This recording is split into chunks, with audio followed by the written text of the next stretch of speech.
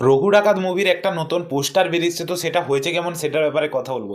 যেইভাবে তৈরি করেছে, কারণ রঘু ডাকাতের যে স্টোরি কাজটা সেটা প্রত্যেকের স্টোরিটা না জানলেও রঘু ডাকাত কী জিনিস সেটা সবাই জানে, কারণ রঘু ডাকাত নামটার সঙ্গে প্রত্যেকেই পরিচিত। সেইটা বাংলার মধ্যে যখন বেরিয়ে আসবে তখন প্রত্যেকে হয়তো মুভিটা দেখতে যাবে।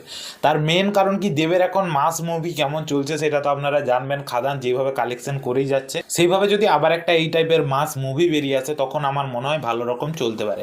কারণ এর মধ্যে তো অ্যাকশন কম দেখানো হবে না, অ্যাকশন তো মারাত্মকভাবে দেখানো হবে। চুরি করার ঘটনাগুলো এবং তার সঙ্গে তার রঘু ডাকাত হয়ে যাওয়ার ঘটনাগুলো, সেগুলো খুব ভালো রকমভাবে প্রেজেন্ট করা হতে পারে। কারণ এখন যতদিন না মুভি বেরিয়ে আসে ততদিন কিছু বলা যায় না।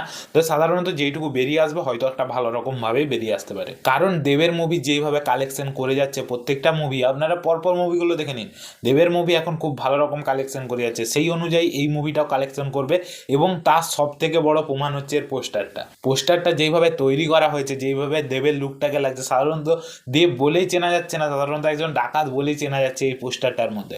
পোস্টারটা খুব ভালো রকমভাবে দেখানো রয়েছে। আপনাদেরকে কেমন লাগলো সেটা কমেন্টে বলতে ভুলবেন না।